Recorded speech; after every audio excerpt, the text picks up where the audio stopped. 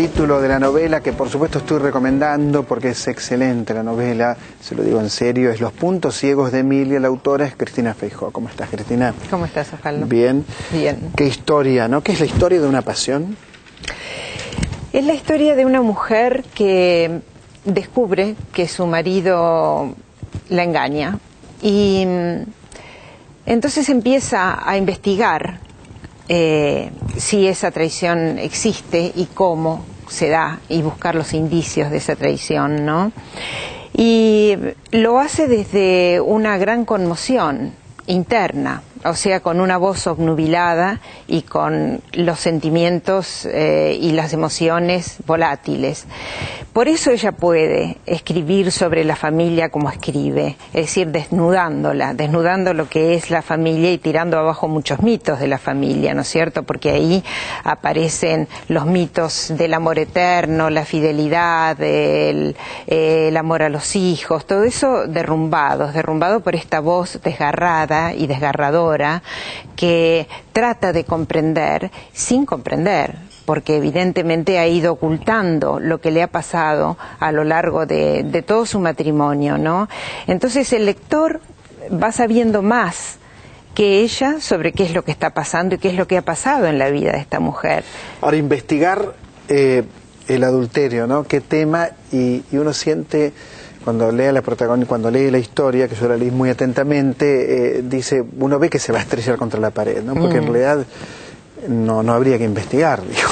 ¿Por qué investigar? La pregunta es ¿por qué investigar, no? Claro. Digo, sea un hombre o sea una mujer, no estoy haciendo una defensa de género, obviamente. Claro. Pero digo, esa necesidad de investigar la lleva a su propia derrota. Sí, y porque además investigar es investigarse a sí misma, porque ella...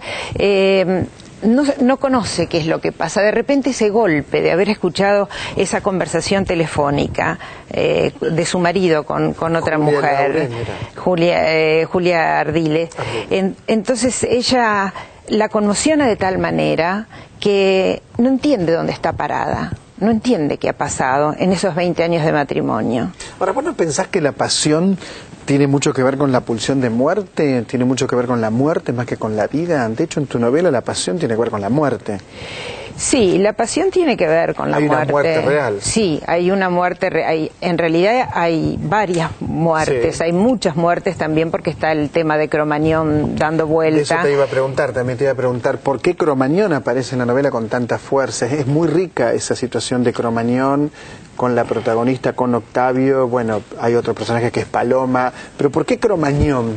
Cromañón porque yo lo veo como el espejo de Emilia, el espejo en cuanto a que ella es una persona egoísta y sin ninguna responsabilidad social, es prejuiciosa, y a mí me parece que en Cromañón aparece a nivel social lo que Emilia representa a nivel individual.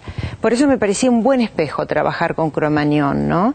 Y con eso que yo percibí en los grupos post-Cromañón, una serie de una actitud de linchamiento indiscriminado por la incapacidad de ver la propia responsabilidad en lo que pasó, ¿no es cierto?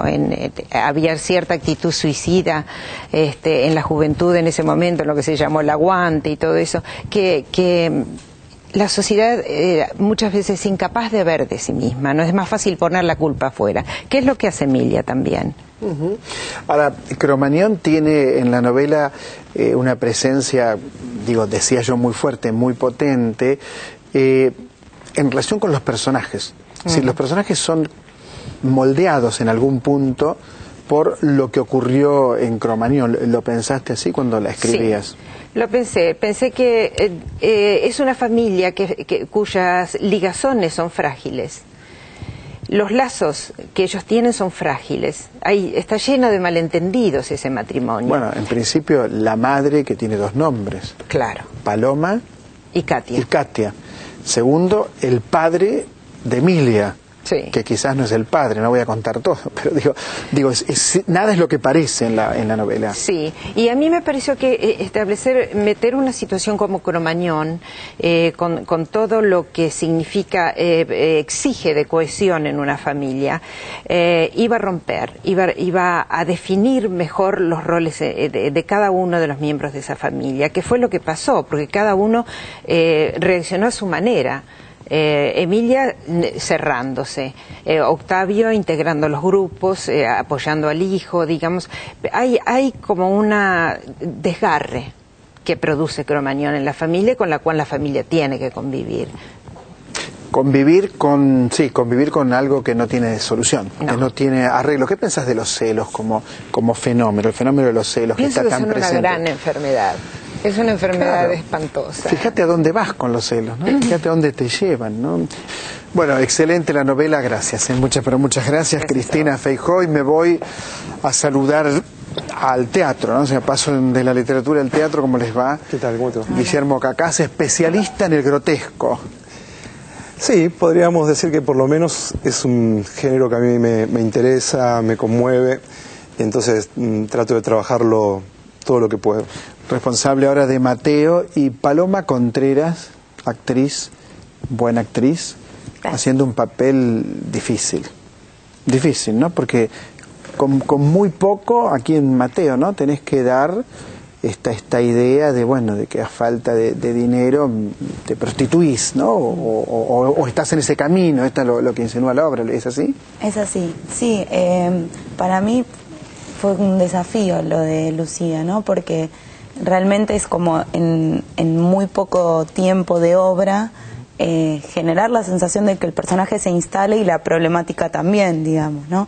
Sobre todo en relación al total de la obra, no como personaje en sí, sino como contrapuntos de tensión que se genera con el padre en esto de, entrar a un sistema que los hijos jóvenes de la familia necesitan desesperadamente pertenecer y entrar, ¿no? Tienen que salir de alguna manera de ese ambiente tan siniestro, tan cerrado. Qué notable también el trabajo de Carnavio y de Rita Cortese, qué grandes actores y qué notable lo que hacen en el escenario. Todo el elenco, Mario Larcona, no me acuerdo todos los nombres, sí, ¿no? Sí. Han tenido una actitud muy generosa y de trabajo en equipo. En realidad la obra tiene también para mí ese placer de trabajar con por lo menos 4 generaciones de actores, porque desde Max Berliner con sus 92 años, 93 que cumplió el domingo, creo que Paloma es la más joven, se entregan todos en una comunión ahí en escena con un compromiso muy fuerte, muy físico en relación al material. Y contar con esa materialidad de sus cuerpos para mí es un placer enorme. Admirable lo de Max Berliner, admirable de verdad esa escena de pase de caballo, ¿no? Sí, yo creo que sube el campo poético de la obra. Exactamente, sube el campo poético de la obra con ese rostro, ese cuerpo vencido, digo, el personaje, ¿no? El personaje simbólico de alguna manera. Claro. Llevaste el grotesco a sus últimas consecuencias. Esta es la sensación que yo tengo, como que desarrollaste toda la potencia del grotesco. Sí, me interesó mucho extremarlo, ¿no? Eso, porque el otro día me decía alguien que exageraba. Le digo, no exageran nada, es extremar el grotesco a lo más que puede dar. Mira, hay algunos riesgos a veces a asumir cuando te plantea algún proyecto, ¿no? El proyecto acá era en el Teatro Nacional Cervantes, Sala Mayor, una obra de 1923. Si yo no llevaba el grotesco a ese extremo, corría los riesgos de hacer un teatro viejo, de homenaje, solemne, y a mí lo que me interesaba era rescatar la fuerza de un lenguaje, no generar un homenaje a lo que ya fue. Encontrarse con la impronta de lo que está sucediendo aquí ahora frente a vos, y obviamente esa operación del lenguaje la posibilita el lugar extremo, ¿no? ¿Qué es la sensación que uno tiene, un lugar extremo? Cuando veía la obra pensaba, ¿cuál es la actualidad de ese material, ¿no? Y me parecía que la actualidad pasaba por la desesperación. Sí, la figura de lo desesperado, del ser desesperado, fue eje, ¿no? La obra tematiza fuertemente el tema del progreso, la corrupción, pero a mí me gustó tomar así como un lugar central la figura del desesperado, ¿no? Una persona desesperada, y no generar un punto de vista piadoso acerca de un ser víctima de un sistema, sino me parece que la desesperación es algo con lo que cualquiera puede encontrar empatía. Digo, ¿quién no ha pasado por situaciones de desesperación? Pues no quería que fuese una mirada acerca de ese otro como desesperado, ¿no? Ese otro que hoy mismo, a lo mejor en la calle, vos decís, mirá, estas son las consecuencias emergentes de un sistema que genera estos seres desesperados. Y enseguida ahí se armó una distancia. A mí me interesaba decir, bueno, la desesperación en uno, viste que la obra tiene en todo momento esta cuestión incisiva del personaje de Severino, hay que entrar, que hostiga con esa frase, sí, hay que negociar. Hay que zafar. Hay que zafar. ¿Quién no entra? Digo, ¿no? Decirle al espectador, ¿vos no entraste? ¿Vos no sentís que estás entrando en algo? Yo dirigiendo acá, digo, ¿en qué estoy entrando? Digo, ¿no? Y en tu caso, el personaje de Lucía, ¿tenés esa visión? ¿Sentís desde adentro el personaje que es una chica que está desesperado, que quiere huir del encierro que le propone ese padre y esa madre? ¿Cómo ves ese personaje desde adentro? Sí, bueno, claramente esa fue la propuesta de Guille desde el principio. Y sí, el desafío también era, bueno, lo que acaba de decir él, no mirar a esa desesperación como algo por fuera de uno, sino encarnarlo. Porque en realidad lo que yo siento que no sé, el otro día me pasó algo muy loco, que vi un informe sobre una chica de 14 años bailando con una minifalda como muy cortita, y que eso todavía genera cierta polémica, cierto pudor, pensar sí a esa edad. Y la consigna por la que la chica bailaba era hacete famoso. Yo decía, bueno, claro, esto es entrar hoy, ¿no? Y creo que más allá de la situación familiar, y etcétera, etcétera, etcétera, hay una cuestión de que el sistema, de alguna forma, en ese momento con otros parámetros, donde tal vez ponerse rubor era escandalizador, o bueno, era otro momento, ¿no? Pero sí se genera, para mí, todo el tiempo una ruptura entre paradigmas viejos y nuevos paradigmas que hacen que el ser humano se desespere mucho por entrar y no caerse de ese sistema. Y me parece que más allá de una idea, lo que estuvo bueno para mí, que yo disfruto mucho de la propuesta de Guille, y creo que todos tenemos esa mística, y eso para mí es fundamental, que es, bueno, no intelectualizar esto, sino realmente transitarlo, ¿no? Y entonces la escenografía y las luces y el agua y todo eso también construyen un universo que hacen que uno pueda Vos vivirlo. medio como que naciste en un teatro, ¿no? Y ponele un poquito. Debe ser molesto. Yo cuando dije de tal para tal astilla, debe ser molesto también que a una persona le digan, ¿no? Le digan no, porque tus papás, no, porque tenés talento propio, digo. A mí me lo dicen cada vez menos. Te quiero decir que estás un poco obsoleto. Estoy un poco obsoleto, yo me doy cuenta, porque es feo que te digan sos la hija de, ¿no? Lo que pasa es que es cierto que hacía mucho que había antes, no ahora, tanto familia de actores. Antes había familia de actores. Sí, yo realmente lo vivo así. Los Podestá, por ejemplo. Claro, había es que familia. Yo realmente lo vivo así, porque a mí me parece que quien nace, se cría en una casa de actores, de teatro sobre todo, es como que creces en un universo y justamente en una mística donde es muy difícil desaprenderte y quedarte por fuera, porque es una filosofía de vida, si querés.